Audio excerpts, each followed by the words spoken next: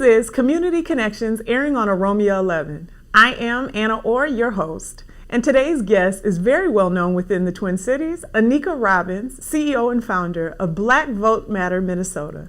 She'll be joining us to not only talk about voter education, our rights, as well as a lot of other topics that will probably surprise you. This is going to be a wonderful episode, and I can't wait to share it with you.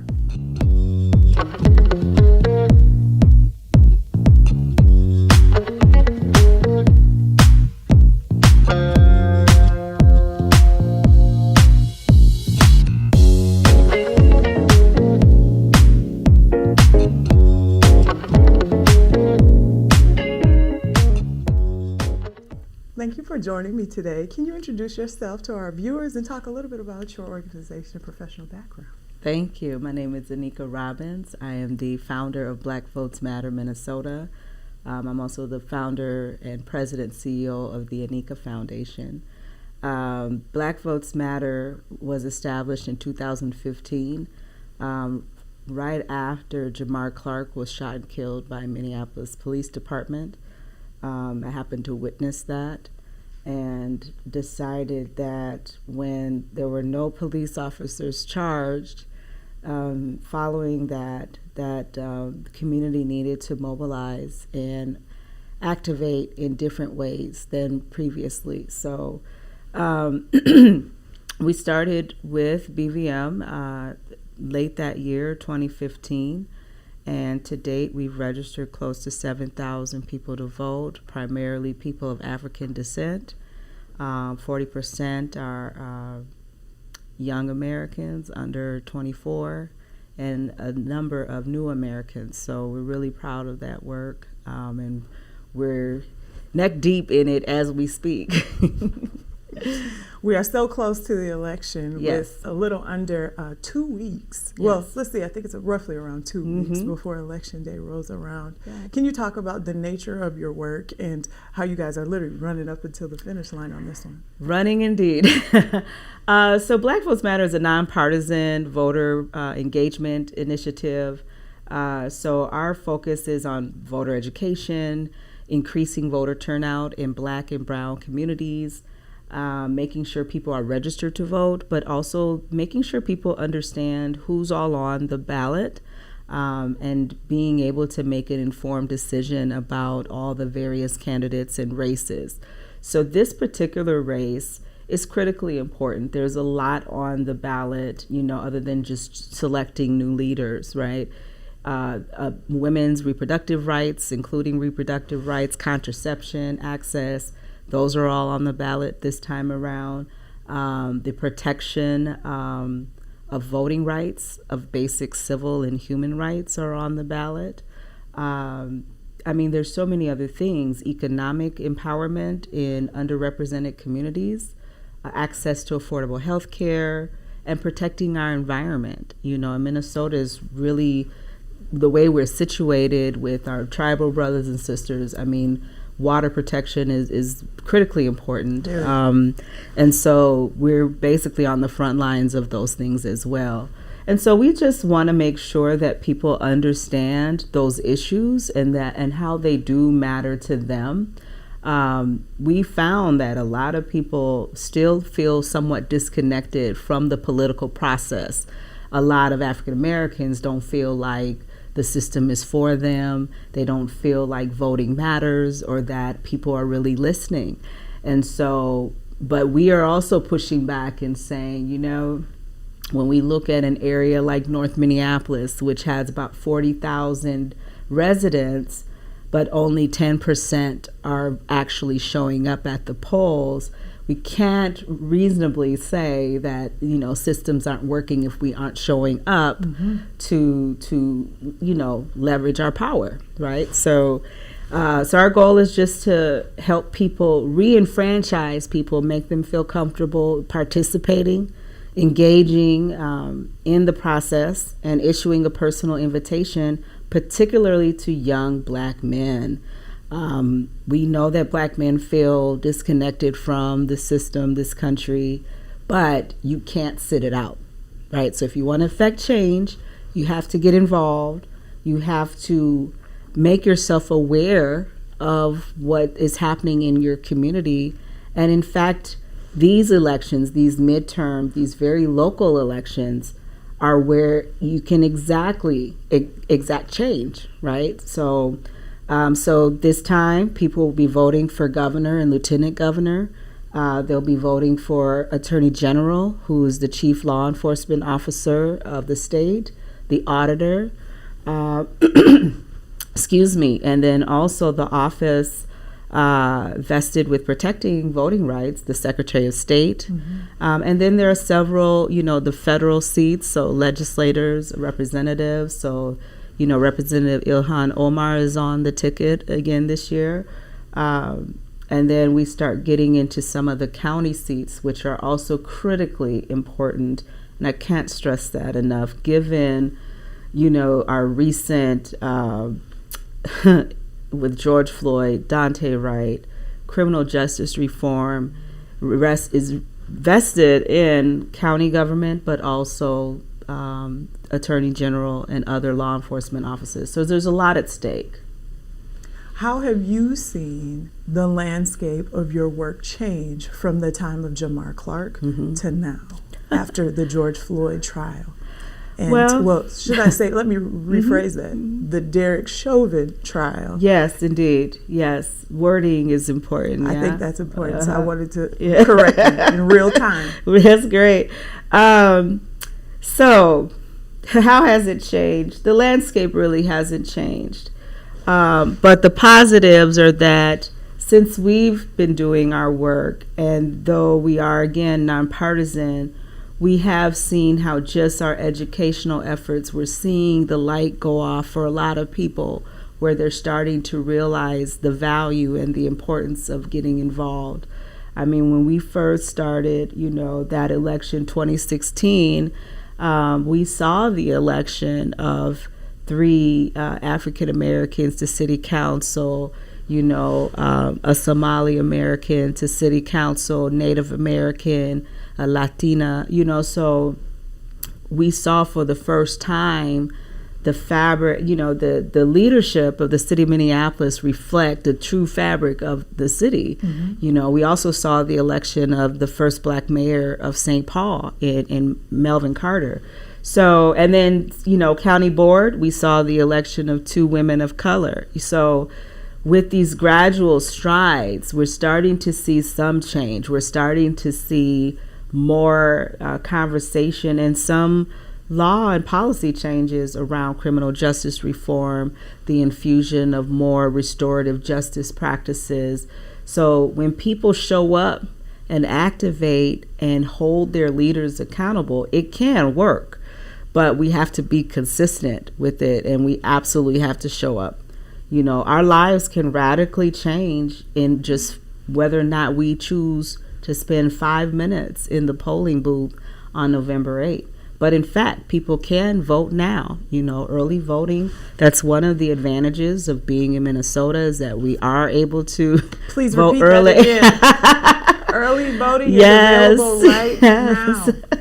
So we encourage, if you feel like you are aware of everyone who's on the ballot and you're comfortable and ready, then by all means, go vote now, And we always, of course, we always promote our website, blackvotesmattermn.com. But if you want to really look up who's on your ballot, you can go to MnVotes, so MN for Minnesota, votes.org. That's the Secretary of State's website.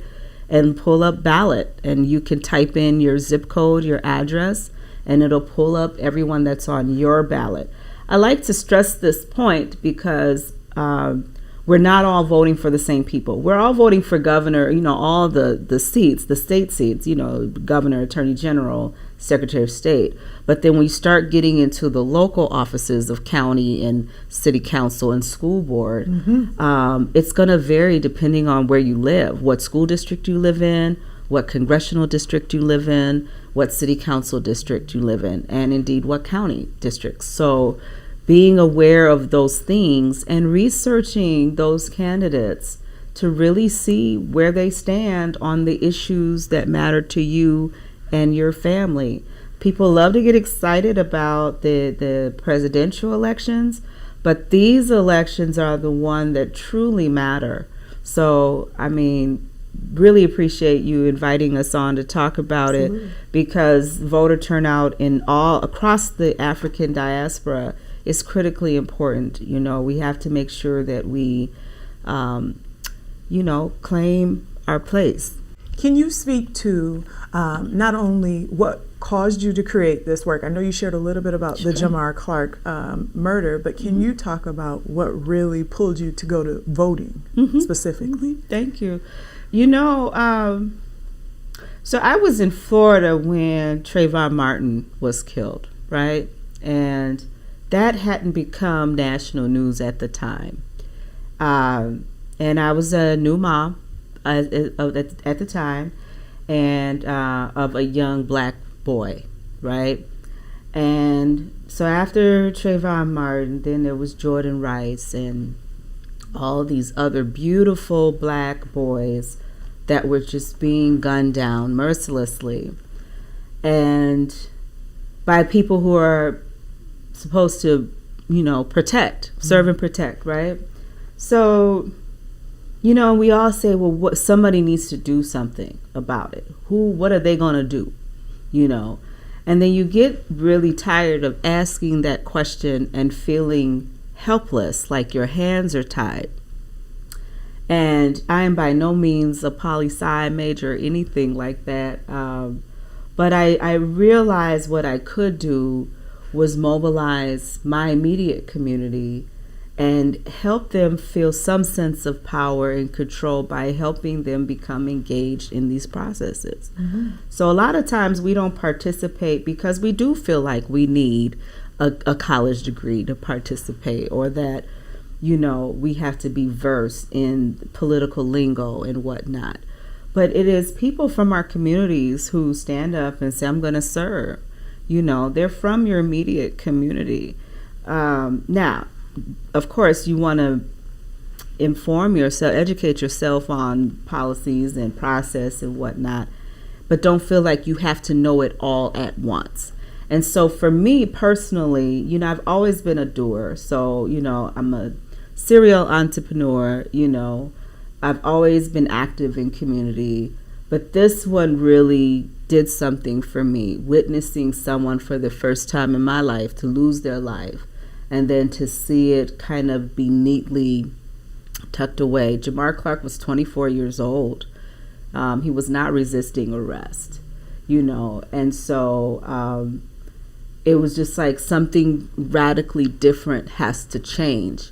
And so even though our natural tendency is to pour into the streets and march and protest, I recognized that we had to take it a step beyond that. And by doing so, we have to select leaders that are going to be responsive to what the community needs. I also recognize that a lot of times when these things happen, community doesn't know where and to whom to channel their anguish, their anger, and their pain. And so, that really falls, at least in our government structure in Minnesota, police departments are hired by city government. But a lot of people don't know that, right? They just go to whoever and whomever, right? But you have to be very strategic in making sure that you're putting it right to where it rests, right where it belongs. And it's with the mayor and it's with city council. Now, there are changes that need to happen on a legislative level, because a lot of the laws that govern city council and law enforcement are established at that level, right?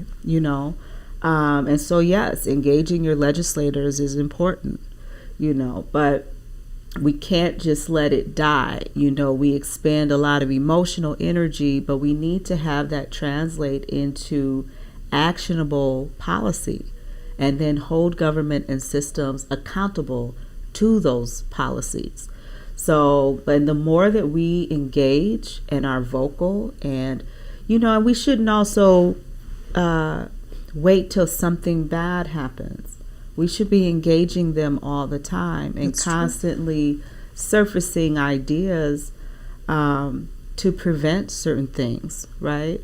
So there have been things, I've served on the Minneapolis Civil Rights Commission, because this was all my own personal search of trying to figure out solutions, like how do we bridge gaps with community and police. We've hosted conversations with the police chiefs, and we've looked at the hiring practices and the psych evaluations. I mean, I went in on all these different levels because I wanted to address it at a root level, and it's a hard system to crack. Everything coming full circle was really about making sure that I was doing and I was being who I was supposed to be in that moment in history as the mother of a Black son, first and foremost, and then as a leader in my community. And I say that and I feel some kind of way because we don't ever start out to do these things to be leaders.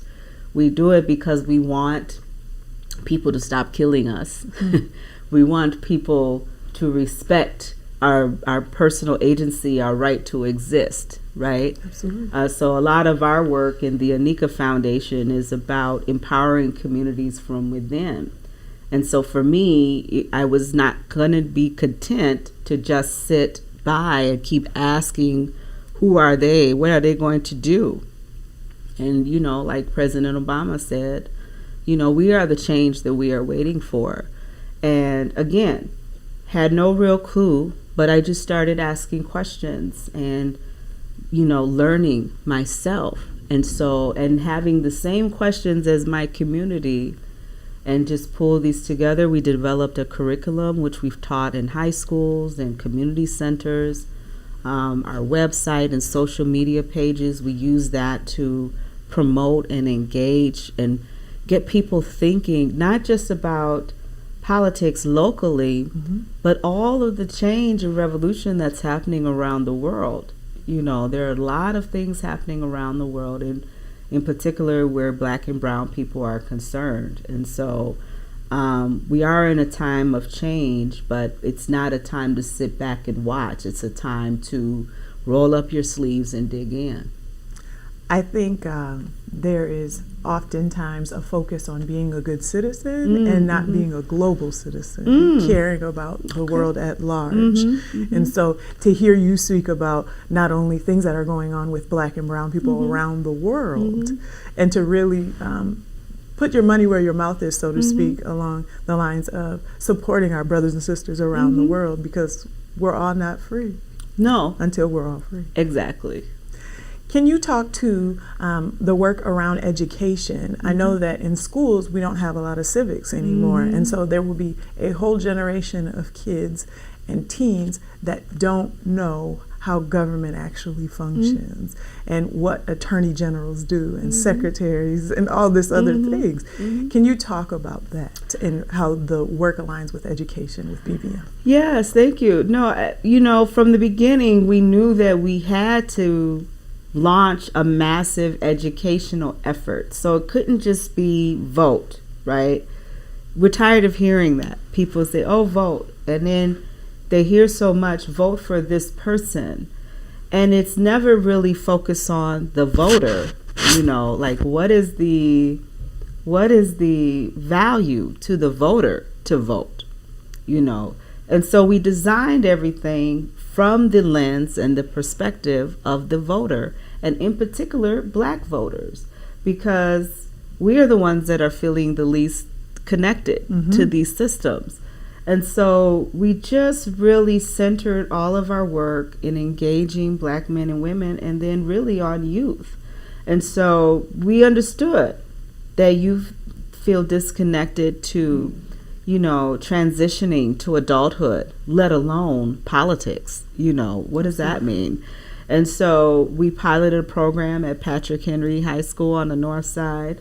We've done some engagement at South High School, North High, and several other places. And we have a junior ambassador program where we've had these leadership trainings with several high school and college age students, where they learn, aspects of government and the different departments and tiers and things like that.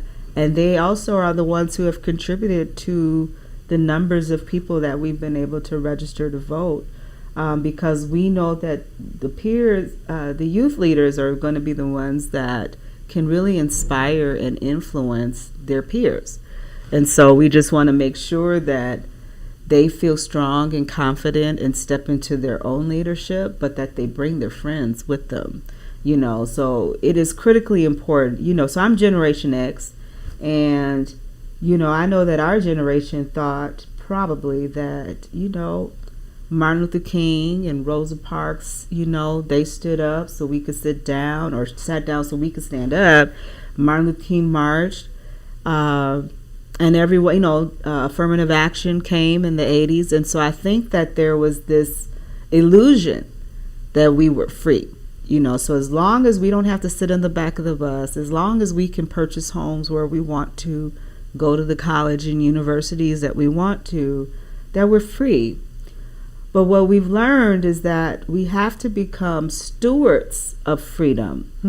What that means is it is not something that one person does one time, because what we're seeing in this country is that there is a constant effort and force to reel us back to 1950, heck, to 1973, when some American women could not purchase their own home without their husband or their father's signature. It seems wholly un-American, right?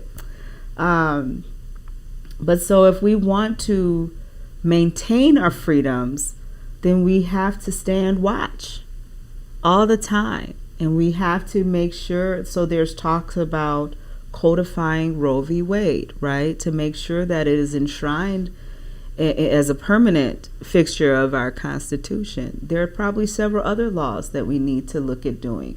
The fact that we're still fighting for voting rights another 50 years after the fact. So everyone's trying to really turn back time when there is no such thing.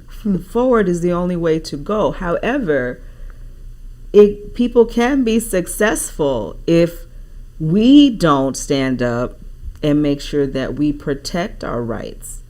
So if we just get comfortable, as long as our paycheck clears every 2 weeks and the water is on, the lights are on, and I can jump in my car and go, if that is all you need, and you're not keyed in to the fact that other people are showing up, making decisions about you without you, then we may have a problem. I think that's right. I agree with you fully about being a good steward of freedom. Now, I just want to talk a little bit about, you talked about youth and the work that we've done with them, that you guys have done with them around education, as well as teaching them about how the importance of voting and all of this. What do you say to our community elders that feel like my time has passed, it's not important, they're not looking for me, it's for you guys? It depends on which elders you're talking to, because my elders are like, come on, where we going? Recently I happened to have the opportunity to visit with Reverend Jesse Jackson in Chicago at Rainbow Push headquarters. The great Reverend just turned 81 years old. And, I went in, I greeted him because I wanted to honor him, right? He's someone that has inspired me since I was a little girl. And, I told him where I was from, and he was like, oh, Minnesota. He's like, we want to start a chapter up there of Rainbow Push. Wow. And I was deeply moved by that, because what I could tell you is that this work is grueling. It is a thankless work, right? But it's super purposeful. At least it is for me, right? But the elders that I know have not let up. I mean, another elder, a good friend of mine, board member Bill English, he's planning on going to Atlanta and pass out bottles of water and reminded me to come bail him out if he gets arrested. So, those original freedom fighters, they know what this is. Absolutely. They know what this is. And so, yes, they want to make sure that they create space for next gen to step into their leadership, but they are very much, because they've seen this beast before. This is an animal that they are accustomed to fighting, right? I mean, Congressman John Lewis died fighting this fight, you know. So the fight continues. They understand it. But I think what needs to happen more so is more of a intergenerational cohesion. You know, there's a lot to be learned from the elders, a lot. They've seen this before. They know how to navigate this landscape.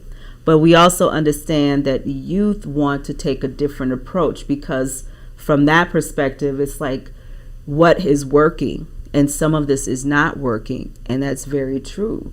So what are the new age approaches to solving an age-old problem? But that's something where I think it's going to take the knowledge and the wisdom and the finesse of the older generation, right, to craft strategies on how to address this. So, you know, you can have a lot of energy, right? But where is the strategy behind that? What is the long game? What is the long-term solutions? And then I think the question that every Black person, every person of color in this country needs to ask themselves is, what do we want? And I don't know, other than get your foot off my neck, right? But I don't know that we've really asked ourselves what we want as a collective. And what does being an African in America mean for us in the 21st century? You know, a lot of us are catching our breath as descendants of slaves, right? So we're trying to breathe a little bit, but recognizing that we still have to work to fight for equal rights in this country, right? We fight it on the workplace, in hospitals, in education systems, you know. So what do we need to live safely and comfortably in the United States of America as people of African descent? That's the question we need to ask. And then what is the strategy to support it?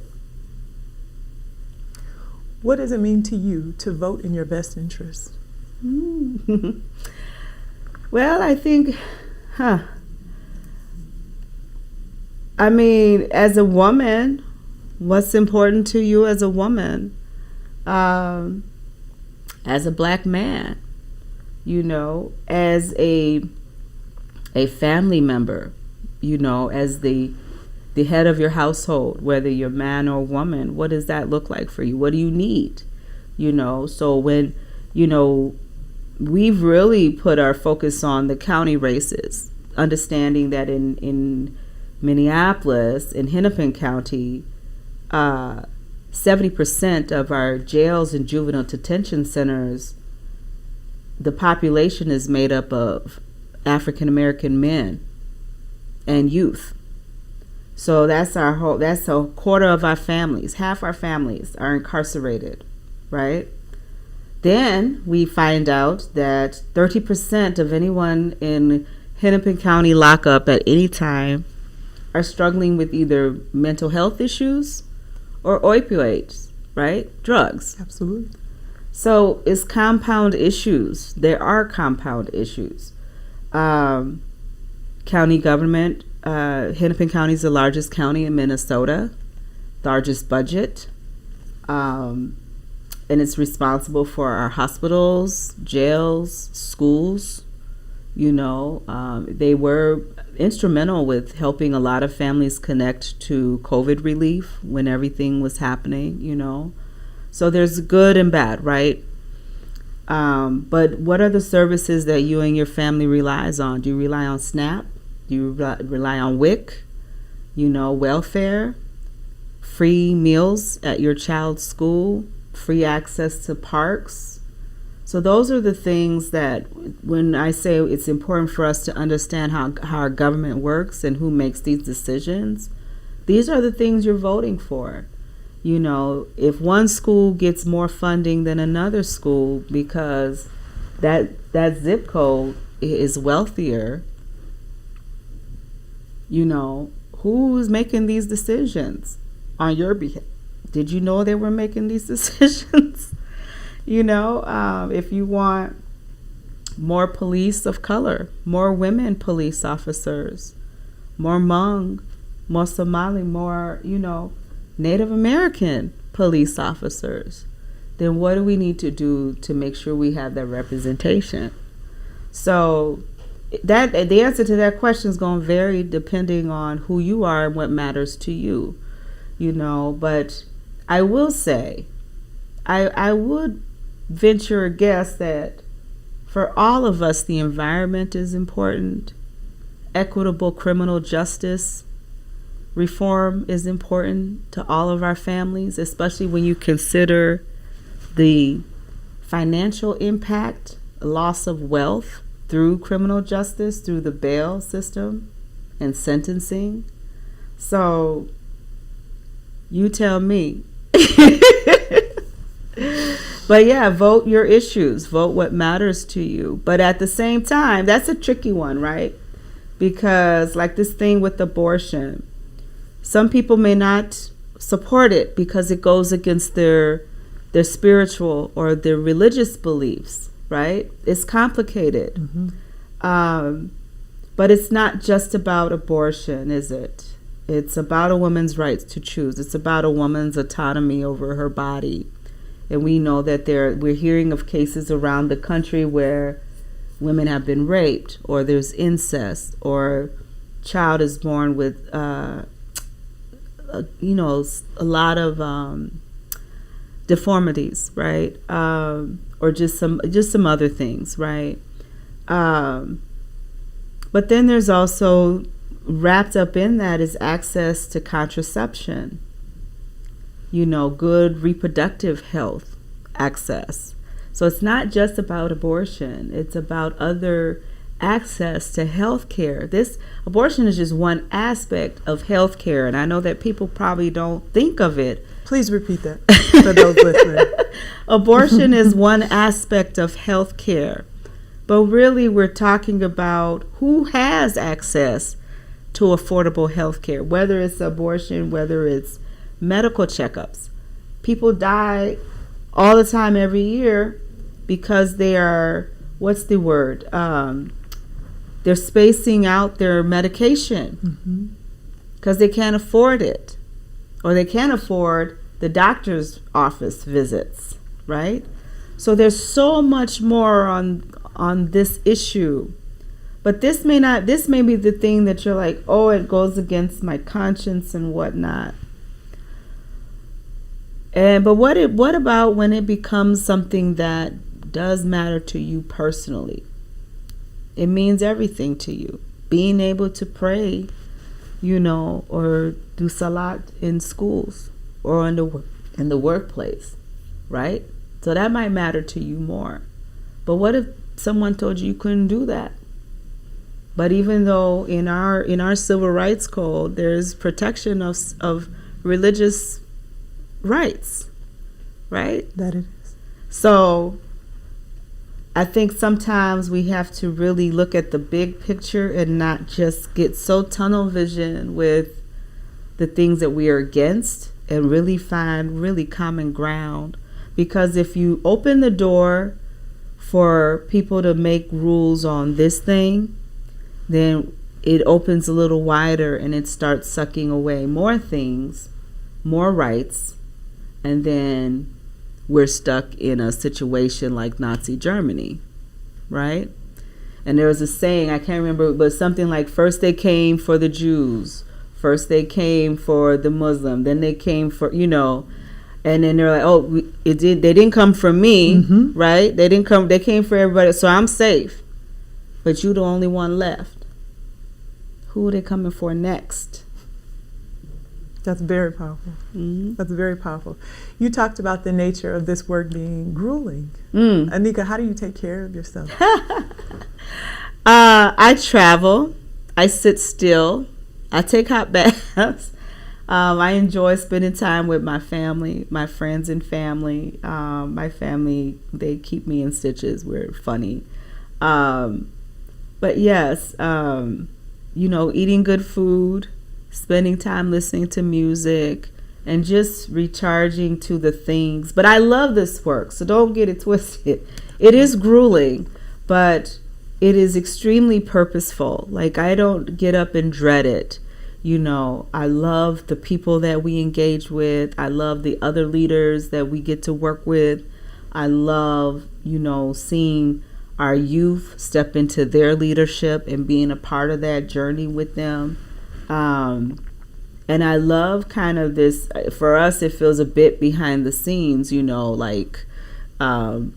just being an influencer and helping people, just equipping them with information so they can feel intelligent about making these very important decisions and not feel lost. We get people that call us like, what should I be doing here? And granted, we can't tell them what to do, but we do, like, these are your options, weigh them carefully.